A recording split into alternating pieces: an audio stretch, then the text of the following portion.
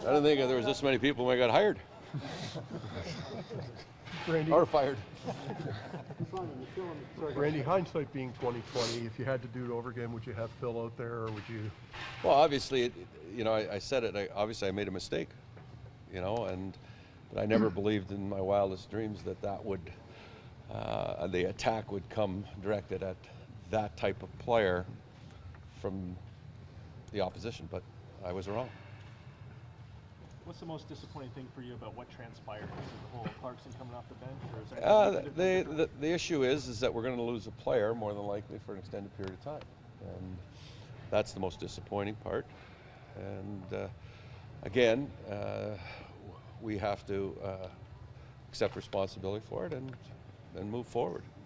We just do what we have to do and get our team ready. Now we just get ready without one player or possibly one player on for an extended period of time. Randy, we always talk about the code in hockey. Is the code kind of screwed now? Like if you throw a legal body check, it seems like you have to fight.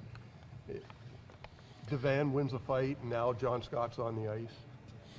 Well, I guess things have changed. Things have changed dramatically over the years since the addition of, visors and helmets and all of the protection issues, and the games at times can be a violent game, and it's a game that's supposed to be physical, and if you are physical, usually you have to respond in your honor at some point if you're over a physical player, and that's part of the code that goes there. But the things that happened last night is not part of that. Does it force you to change the way you look at the roster now, knowing you could be missing a guy for 10 games? As you go in deeper into training camp, we're still in training camp. We've got lots of bodies, and we've got people that have performed well, and we've moved people in some situations and played our younger players more than probably we normally would have, and now it gives another guy an opportunity. I think Clarkson's just trying to show the team he's some kind of leader when he jumps off the bench like that. No, I think in the situation, I think that he felt that there was an advantage being taken by their player, and it was a poor judgment, and he did what he did, and there's no way to defend it. You just accept what went on and move forward. Can this sort of thing be a galvanizing thing for a team? I don't know that you're looking to team bond like that, but can it be that way? I think that there are things that do develop out of that. I think that it does. Historically, it has in certain situations. It bonded groups together when certain things, but that's probably a long time ago, because this very rarely happens anymore. It's such an abnormality that you weren't. Like, I don't know, when was the last time something like this happened? Randy, you were saying yesterday from a roster standpoint, the focus was going to be October 1st and October 2nd. How hampered are you guys now going to be cap-wise, and what kind of roster you want to put together for the first 10 games of the season? Well, the cap is always an issue that's hanging. It's a cloud out there, and sometimes it clears, the sky clears, and you can see the sun, and sometimes it clouds the issue.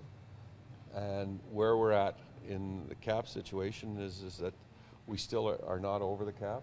It's awfully tight and it's close. We know that. It just makes some other situations more difficult to complete. Will you manage your lineup differently in the 3 preseason games, because you can really ill afford to lose another regular player? Well, I think, again, we're going to visit our roster, and what we're trying to do is we set up plan out at the first day of training camp on September 11th. Now, I'd say that plan has changed, and you have to adjust on the fly. And that's one of the things that you have to have plan A, B, C, and D in the drawer, and we're at plan, I guess, B and C right now. Have you heard anything from the league director? No, we haven't heard any. We haven't had any conversations, no memos, no nothing. So we're going on as business as usual until we're instructed differently. What's Boland's status? Pardon? Boland? Boland's got a sore groin. That's what he's been kept off the ice with, a sore groin. How concerned do you get when your top goal scorer and your arguably number one goalie are getting into scraps out there? You worry about injuries, hands? You worry, and you always worry, but I think in the heat of the battle, the individuals take that responsibility upon themselves. With the Kessel situation, he was forced to. And I don't know how you curb that. Maybe you guys would find figure that out for me, and then you could let me know. Randy, does opportunity now increase for some of those guys fighting for a spot? Well, that I said that earlier, that there's a spot that we have some of our younger players competing for, you know, and if you see the number of games that those guys have played, it makes sense that there's a competition for that position. Randy, this incident aside, you've always had pretty tough teams, certainly Anaheim last year here. What benefit have you had as a coach from that style and having some of those type players?